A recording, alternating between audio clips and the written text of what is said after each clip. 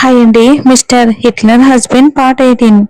తను తిరిగే కుర్చీలో కూర్చుని కావేరి గురించి ఆలోచిస్తున్నాడు కళ్యాణ్. గతంలో ఆమె గురించి ఆలోచిస్తే చాలు అతనికి ప్రేమ పొంగుకొచ్చేది. ఆమెను ఎప్పుడు చూస్తానా, ఆమెతో ఎప్పుడు ఉంటానా అని ఎన్నో ఆలోచనలు మెదిలేవి. కానీ ఈ రోజు ఆమె ముఖం చూడడానికే చిరాగ్గా ఉంది. నా బిడ్డను చంపేసింది. తన చదువు ముఖ్యమని నా బిడ్డను చంపేసింది. ఆమె ఒక హంతకురాలు. ఆమె ముఖం చూడాలని అనిపించట్లేదు. తను ఆశపడిన చదువు చదివి చావని, కానీ ఇకపై ఆమెతో కలిసి నేను బ్రతకలేను. ఆ ద్రోహి ముఖాన్ని నేను చూడలేను అని ఒక రకమైన ద్వేషంతో ఆమె గురించి ఆలోచిస్తూ కళ్ళు మూసుకున్నాడు కళ్యాణ్. ఇంట్లో మంచం మీద పడుకుని ఆలోచిస్తుంది కావేరి. నేను ఏ తప్పు చేయలేదు, కానీ ఈ విషయం ఆయనకి ఎలా అర్థమయ్యేలా చెప్పను? నాకు బాగా తెలుసు జరిగింది యాదృచ్ఛికం కాదు. నేను కింద పడి దొల్లుతున్నప్పుడు ఏమైనా దాక్కుని చూడటం నేను కూడా చూశాను. కానీ అసలు తను ఎందుకు ఇలా చేసింది? నేను తన చెల్లినే కదా. నా మీద వాళ్ళకి కోపం ఉందని తెలుసు, కానీ ఇంత నీచానికి దిగజారుతారని ఊహించలేదే. ఈ నిజం అప్పుడే నేను చెప్పి ఉంటే ఆమెను మెడ పట్టుకుని బయటికి గంటేసేవాళ్ళు. దానివల్ల ఇద్దరు అక్క జీవితాలు నాశనం అయిపోయేవి. సరే, కొన్నాళ్ళు పోతే ఖచ్చితంగా ఆయన నన్ను అర్థం చేసుకుంటారు. ఆయన మనసు మారొస్తే చాలు. దేవుడా, నాకు ఆయన్ని చూడాలని ఉంది, మాట్లాడాలని ఉంది. నాకు ఫోన్ చేస్తే విడాకుల నోటీస్ పంపిస్తానని చెప్పారు. ఇప్పుడు నేను ఎలా ఫోన్ చేయను, ఎలా ఆయనతో మాట్లాడడం? నాకేమీ అర్థం కావట్లేదే అని తలచి తలచి ఏడుస్తూనే ఉంది కావేరి. భద్రతా సిబ్బంది భార్య ఆమె కోసం మధ్యాహ్నం భోజనం సిద్ధం చేసి 2 గంటలు దాటింది. కానీ ఆమె తినలేదు. తినడానికి మనసు కూడా రావట్లేదు. ఒక చేతికి కట్టు వేలాడుతూ ఉండగా ఆ చేతి నొప్పి కూడా ఎక్కువే ఉంది. కానీ శరీర నొప్పి కన్నా మనోవేదన చాలా ఎక్కువగా ఉంది. ఇక ఆలోచిస్తూ చూస్తున్న సమయంలో ఆమెకు వసంతి గారి నుండి ఫోన్ వచ్చింది. ఆ ఫోన్ చూడగానే కాస్త ఓదార్పుగా అనిపించింది. ఫోన్ తీసి తన అత్తగారితో మాట్లాడింది కావేరి. అత్తయ్య అని అంది. ఆమె ఏడుస్తున్న గొంతు వాసంతి గారికి స్పష్టంగా తెలిసింది. ఏంటి కావేరి, ఏడుస్తున్నావా? నువ్వెందుకు ఏడుస్తున్నావు? కంగారు పడుకో.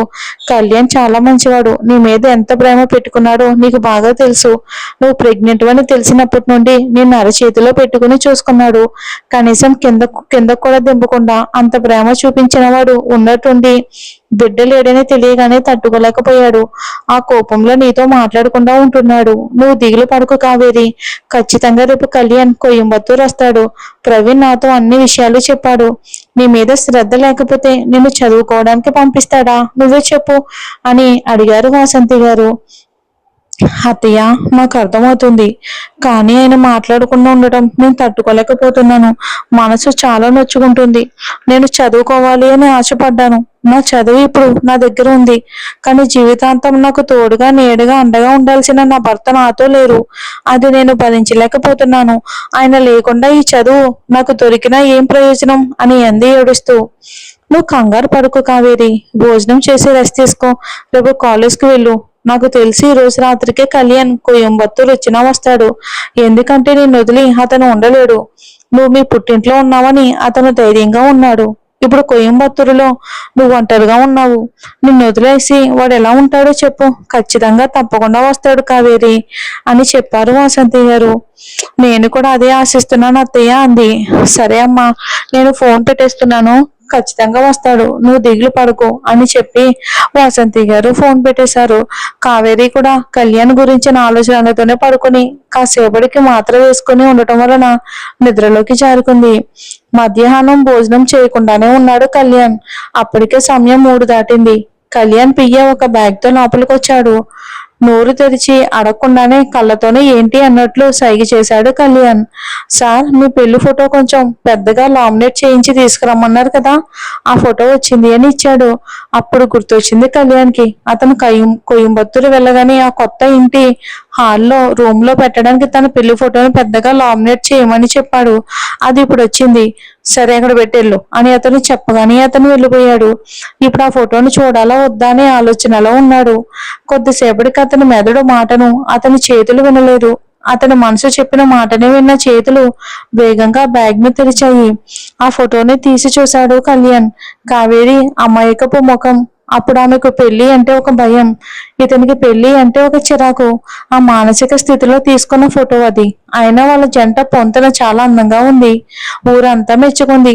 అతని తమ్ముడు చెప్పినట్లు ఆ రోజు జరిగిన 3 పెళ్లిలో వాళ్ళ జంట గురించి ఎక్కువగా మాట్లాడుకున్నారు. అవన్నీ గుర్తుకు చేసుకుంటూ ఇప్పుడు కావేరి ముఖాన్ని చూశాడు. అతని చేతులు తనకే తెలియకుండా ఆమె ముఖాన్ని తడుముతున్నాయి.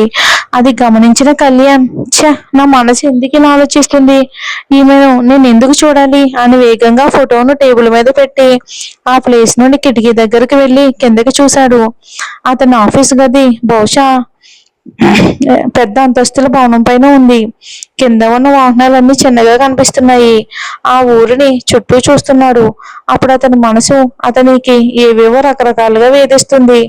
అతను ఎంతగానో ఆ ఫోటోను చూడకూడదు, కావేరిని చూడకూడదు అని కళ్ళను తిప్పినా ఆ కళ్ళు అతని గుండె పడే బాధను తట్టుకోలేక మళ్ళీ మళ్ళీ ఆ ఫోటో వైపుకే తిరిగాయి కళ్ళు. ఇక వేరే దారి లేదని అనుకున్నా ఆ ఫోటోను తీసుకుని తన గుండెలకు హత్తుకుని కిటికీని ఆనుకుని నిలబడ్డాడు కళ్యాణ్. కోయంబత్తూరు కాలేజ్ ముగిసి విద్యార్థులందరూ బయటకు వెళ్లారు. ఇక కవిత బస్ స్టాప్ లో బస్ కోసం ఎదురు చూస్తుంది. అటువైపు అటువైపుగానే సుభాష్ కారు కూడా వెళ్ళింది. కొంచెం దూరం వెళ్ళిన కారు మళ్ళీ ఆగి వెనక్కి వచ్చింది. కానీ అతను కారు దాటి వెళ్ళడం ఆమె చూసింది, కానీ వెనక్కి రావడం గమనించలేదు. ఇప్పుడు ఆమె ఊహించిన విధంగా కారు ఆమె దగ్గరకు వచ్చి ఆగింది. కారులో నుండి కిటికీ తెరిచి శశి తొంగి చూశాడు. ఎందుకు ఎంతసేపు నిలబడ్డావు? మేము అటువైపుకి వెళ్తున్నాం, రండి, మిమ్మల్ని దింపి వెళ్తామని అన్నాడు శశి. కవిత తన చూపును కారు నడుపుతున్న అతని వైపుకు చూసింది. అతను కూడా బిగుసుకుపోయిన మనసుతో ముఖాన్ని కఠినంగా పెట్టుకుని యాంతిరన్ సినిమాలో ఉండే చిట్టు రోబోలాగా ఉన్నాడు. ఆమె వైపు అతని చూపు తిరగనే లేదు. అయినా తనను గౌరవించి పిలిచిన వాడికి మర్యాద ఇవ్వాలని అనుకున్న కవిత ఇప్పుడు అతని దగ్గరికి వెళ్ళి, అన్నా, కొద్దిసేపట్లో బస్సు వస్తుంది, నేను దానిలోనే వెళ్ళిపోతాను, మీకు శ్రమ వద్దు, ఇంత దూరం వచ్చి అడిగినందుకు చాలా థ్యాంక్ యూ అన్నా అని నవ్వుతూ చెప్పి, సరే అన్నా, మీరు వెళ్ళండి అని చెప్పి మళ్ళీ బస్ స్టాప్ లోకి వచ్చి నిలబడింది. ఇప్పుడు శశికి సుభాష్ నుండి చివాట్లు మొదలయ్యాయి. నీకు ఇది అవసరమా? నేను చెప్పాను కదా అనవసరమైన పనులు చేయొద్దని. ఏదో పెద్ద హీరోలాగా బండి వెనక్కి తీసి చెల్లెల్ని చూడాలి, అది ఇది అని ఏవేవో డైలాగులు చెప్పావు. ఇప్పుడు అర్థమైందా? అదొక పొగరపోతు. నువ్వు కాదు, నేను పిలిచినా రాదు. మర్యాదకి ఇకపై ఆమె గురించి మాట్లాడుకో, నోరు మూసుకుని కూర్చో అని చెప్పి కారు స్టార్ట్ చేశాడు. అతను మాట్లాడిందంతా కవితకు కూడా వినిపించింది. కానీ ఆమె పట్టించుకోకుండా నిలబడింది. అప్పటికే కారు నెమ్మదిగా ఆ ప్రదేశం నుండి కదిలింది. కానీ ఎంతలోనే పట్టణం బస్సు రావటంతో అక్కడున్న జనం అంతా పరిగెత్తుకుంటూ వెళ్లి బస్సు ఎక్కారు. ఆ గుంపు మధ్యలో పోరాడి ఎక్కలేకపోయింది. అయినా ఆమె ఊరికి వెళ్లే బస్సు అదొకటే, లేదంటే గాంధీపురం వెళ్ళి అక్కడ నుండి బస్సు మారాలి. సరే, ఏం చేస్తామని ఆ గుంపు అంతా ఎక్కాక ఆమె కూడా దానిలో ఎక్కి మెట్ల మీద కొంచెం లోపలికి వెళ్లి రాడ్డు పట్టుకుని నిలబడి ప్రయాణించింది. ఆ బస్సు వచ్చాకనే ఆమె ఎక్కేంత వరకు నెమ్మదిగా వెళ్లిన కారు కాస్త దూరంలో ఆగి అద్దంలో నుంచి చూస్తూనే ఉన్నాడు సుభాష్. ఇప్పుడు ఆ పట్టణ బస్సు అతన్ని దాటి వెళ్తూ ఉండగా మెట్ల మీద నిలబడి ఉన్న ఆమెను చూశాడు. అతనికి కోపం ఇంకా పెరిగింది. రేమచ్చా, నాకేమీ అర్థం కావట్లేదురా, అంత కోపపడతావు, కానీ ఆమె మీద అంత శ్రద్ధగా ఉంటావు. ఎందుకురా ఈ నటన? దయచేసి నీ మనసులో ఏముందో చెప్పు. ఇప్పుడు ఎందుకు ఎంతసేపు వేచి చూస్తున్నావు? ఆమె నిలబడి వెళ్తుంటే నీకెందుకు ఇంత కోపం వస్తుంది అన్నాడు శశి. నా మనసులో ఒకరిని పెట్టుకుని బయట అమ్మాయితో అబద్ధపు కాపురం చేయడం నా వల్ల కాదు. అందుకే ఆమెకు విడాకులు ఇచ్చాను. కానీ ఇప్పుడు ఆమె కష్టాల్లో ఉందని తెలిసాక మనసు ఒప్పుకోవటం లేదు. అంతే, దానికి మించి ఇంకేమీ లేదురా అని అన్నాడు బహిరావతంగా. నీ వల్ల ఆమె ఏం కష్టాల్లో ఉందిరా మచ్చా? ఆమె సంతోషంగానే ఉంది. నాకేమో ఆమెను చూస్తే కష్టపడుతున్నట్లు అనిపించడం లేదే అని కావాలని అతని నుండి మాటలు లాగడానికి ప్రయత్నించాడు శశి. రే, నేను ఒక డాక్టర్ని, నాకు బాగా తెలుసు. ఆమె మనసులో నొప్పిని దాచుకుని బయటికి నవ్వుతూ నటిస్తుంది. భర్త పక్కన లేకుండా ఒక బిడ్డను మోయటం చాలా కష్టం. అందుకే ఆ మూర్ఖురాలకి ఆ రోజే చెప్పాను, గర్భస్రావం చేయించుకోమని. వినలేదు. ఎక్కడి నుండి వచ్చిందో తెలియదు. నన్ను నాశనం చేయడానికే వచ్చింది అని కోపంగా మాట్లాడాడు. తర్వాత ఏం జరుగుతుందో శశికి స్పష్టంగా అర్థమైపోయింది. ఏం చెప్పాలి? కోటీశ్వరుడే డాక్టరు, పబ్బులకు పార్టీలకు వెళ్లకుండా క్రమశిక్షణతో ఉండేవాడే.